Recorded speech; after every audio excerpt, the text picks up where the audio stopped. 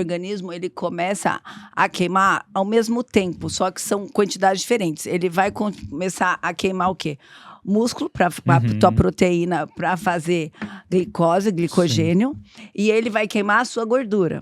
Então, você não quer que queime músculo, você quer que queime gordura. Então, você coloca mais gordura para ele entender, olha, tá sobrando gordura, então o que eu tenho que queimar é a gordura, o que eu tenho que transformar em glicogênio é a gordura, né? Existe um termo técnico para isso que a gente fala, mas é a gordura que precisa ser transformada, teu tecido adiposo precisa ser quebrado e transformado em glicogênio.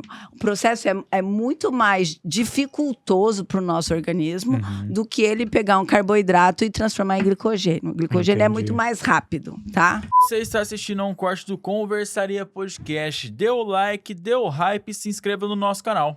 E além disso, a gente tá com uma parceria com o Léo Knorr, que inclusive é o nosso personal. A gente tem um link na descrição que é um forms para você preencher e participar da consultoria dele. Ele vai te dar uma prescrição de treinos personalizados. Além disso, ele vai te dar sugestões de alimentos que você pode utilizar para te auxiliar nesse processo de emagrecimento. Então corre no link da descrição e preenche o forms agora mesmo. Porque esses dias, acho que internet, né? Eles estavam passando uma comparação de você conseguir substituir os ovos pela fatia de mussarela, né? Ah, tantas fatias de mussarela é equivalente a tantos ovos. Aí a galera que às vezes esqueceu de comprar ovo, vai lá e pega a mussarela mesmo. Só que aí... Tá ferrado. Essa galera que esqueceu do ovo e comprou a mussarela, ela vai comer uma pancada de gordura. A quantidade calórica é muito mais alta, né, para conseguir a quantidade proteica de 2 ovos. Assim, até para eu entender essa questão, o carboidrato ele é mais fácil. Mas, por exemplo, você falou que quando a gente volta do jejum, a gente pode, quem for treinar, por exemplo, você falou comer uma gordura. Isso. Essa gordura, quando ela entra no organismo, o organismo entende que ela, aí, assim, é como se ela fosse o carboidrato da vez. Ele entra e já gasta. Quando você tem falta de glicogênio, que é quando você não tem mais a estoque nas suas células, o organismo, ele começa a queimar ao mesmo tempo, só que são quantidades diferentes. Ele vai começar a queimar o quê? Músculo, para a tua proteína, para fazer glicose, glicogênio, e ele vai queimar a sua gordura. Então, você não quer que queime músculo, você quer que queime gordura. Então, você coloca mais gordura para ele entender, olha, tá sobrando gordura, então o que eu tenho que queimar é a gordura, o que eu tenho que transformar em glicogênio é a gordura, né? Existe um termo técnico para isso que a gente fala, mas é a gordura que precisa ser transformada, teu tecido adiposo precisa ser quebrado e transformado em glicogênio. O processo é muito mais dificultoso para o nosso organismo do que ele pegar um carboidrato e transformar em glicogênio. O glicogênio é muito mais rápido, tá? Até uma dúvida que eu tenho também, porque eu costumo treinar de manhã. E de manhã, tipo, eu acordo cedo e já vou, não tomo café. Então, eu acho que o meu estoque energético é a minha janta. Sim. A janta do dia anterior. Do dia anterior. E aí, por exemplo, numa situação de jejum, nós temos lá né, proteína e gordura. E nós temos também o glicogênio muscular que fica ali armazenado. No seu músculo, Ali de manhã, a hora que eu for treinar, da onde que o corpo... Primeiro, qual que é a ordem que o corpo pega ali? Quantas horas você tá em jejum do seu jantar até o horário da academia? Deve dar umas 7 horinhas, 7, 8 Só? horas. Só. Então, ele vai continuar queimando o glicogênio que você tem nas tuas células, porque você tem estoque para 12, 13 horas. Igual você falou no começo. Então, você não vai queimar nada, nem do teu músculo e nem nada da sua gordurinha. Mas daí você acorda e já vai? Pô. É que tem que acordar e já ir, porque se pensar... Nossa. E isso que às vezes a Isabela me liga falando, você perdeu a hora, vamos? Aí eu já tenho que sair voando. O bom que tem alguém que ajuda, né? Exatamente. Entendeu? Então, por isso que o ideal sempre é você ter 12 horas no mínimo entre teu jantar e teu café da manhã. E, gente, 12 a 13 horas no máximo, tá? Depois, o que além disso, quando a gente começa a falar de 14 horas, a gente já tá entrando no jejum. Sim. Menos de 14 horas, a gente ainda tá no nosso metabolismo diário, sem falar de jejum. Sim. E essa questão, assim, por exemplo, no nosso caso, a gente fazia dieta para ganho de massa muscular, né? como que funciona aí o inverso? Acredito que o jejum ele seja eficiente para a parte de emagrecimento, mas e para quem quer ganhar massa muscular? Porque daí a dieta é completamente diferente. Completamente diferente. A gente comia a cada 2, 3 horas. Exatamente. Quando eu fazia dieta, agora não faço. E para ganho de massa muscular, importantíssimo. Primeiro, é a quantidade proteica que você tem. Só que a gente não pode esquecer que o músculo, ele não é só feito de proteína. A proteína, ela é usada para reparação do tecido. Porque quando você faz uma atividade que você quer ganhar músculo, na verdade, uma hipertrofia, você está lesionando o seu músculo. Quando você lesiona esse músculo, ele tem que cicatrizar, como qualquer coisa no corpo que a gente faz. Então, é como se ele fizesse uma fibrose. E para isso, a gente precisa, para essa cicatrização, o principal elemento é a proteína. E o principal elemento dentro da proteína é um aminoácido chamado leucina. Esse é o principal. Só que a gente não pode esquecer que a gente precisa de uma quantidade também de carboidrato. Por quê? Porque você precisa dar energia e esse músculo precisa crescer. Então, ele precisa do carboidrato.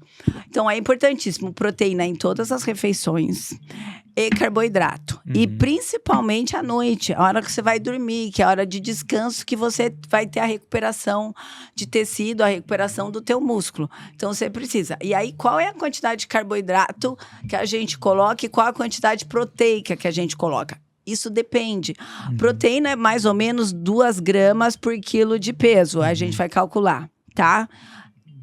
Pode ser até mais que isso, 2,5, dependendo, tipo, o cara que é hipertrofia, um halterofilista, ele vai consumir bem mais que isso. Mas nós, cidadãos comuns, que estamos na academia, 2 às 2,5 gramas de proteína tá ótimo. Por quê?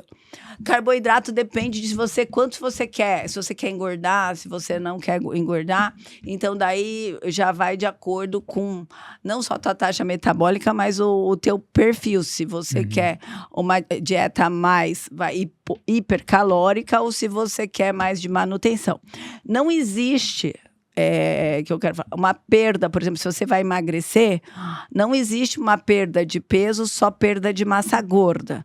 Quando você perde peso, você perde tudo. Claro que a gente tem estratégias hoje para conter essa perda de massa magra, minimizar essa perda de massa magra e potencializar a perda da massa gorda. Também com o quê? Com aumento de ingestão proteica. E daí, quando a gente fala de aumento de ingestão proteica, hoje a gente tem várias estratégias. A gente tem desde a pessoa que vai querer comer frango desfiado no café da manhã, como a gente tem os suplementos hoje no mercado, né? Os aminoácidos, que são os melhores, mas que ninguém toma porque ainda é difícil a adaptação e sabor, mas são os mais eficientes e que tem menos caloria. E depois a gente tem os whey, a gente tem os colágenos, os beef proteins, né? Que a gente tem vários suplementos aí no mercado que podem ajudar com isso. Porque a ingestão proteica, por exemplo, se eu pegar você, vamos lá, faz a conta aí pra mim. 70 quilos. Quem dera. Com, 2 gramas, você precisa de 140 gramas de proteína. É bastante coisa. É muita coisa, né? Você então, bater só em alimento, né? Você bater só em alimento é bastante coisa. Tá? Pra quem tem muita fome, beleza, né? Agora, pra quem não tem o costume de comer muito, é uma tortura. O aminoácido seria quais produtos? O aminoácido, na verdade, chama-se aminoácido. Você compra, é uma lata como se fosse whey. São os aminoácidos essenciais que a gente precisa, são 10. Mas o principal, quando você compra um aminoácido, quando você vai olhar a lista de ingredientes, o que você tem que olhar é o seguinte: a leucina. E você tem que olhar qual é a quantidade que você tem. Então, por scoop, por ingestão sua, no mínimo 2,5 gramas. Então, 2.500 miligramas de leucina. Tá? Eles seriam mais efetivos do que o whey? Muito mais efetivos. Um scoop de aminoácido equivale mais ou menos a 3 scoops de whey. Ele vai ter, quando você lê o rótulo, você lê que a quantidade proteica é a mesma. Vamos dizer que tenha lá, 22, 25 gramas de proteína, o scoop. Só que o que acontece, o aminoácido ele é muito mais hidrolisado. Porque assim, a proteína que você toma no whey, você está tomando, a maioria das vezes, é a caseína do leite, né? Se você está num whey de origem animal. E aí você vai passar para o teu processo digestório. O aminoácido não, ele já está inteiro hidrolisado. Então, a absorção é melhor, você absorve. Entendi. Não gera desbiose, como o whey gera. Não gera sobrecarga renal, como o whey gera. Mas qual é o grande problema dos aminoácidos, né? São poucos no mercado. Por quê? Porque existe um deles, que é a fenilalanina, que é o aminoácido que o bebê faz o teste do pezinho quando nasce, para ver se tem alergia. Ele tem um sabor extremamente ruim e amargo. Então, é muito difícil hoje no mercado mascarar esse sabor. Então, o que acontece hoje, o que eles fazem? Eles são bem adocicados e são poucas marcas que fazem, que investem. Por quê? Porque a adesão de paladar é muito inferior que uma adesão de whey, que você tem trocentos mil sabores, né? E é gostosinho.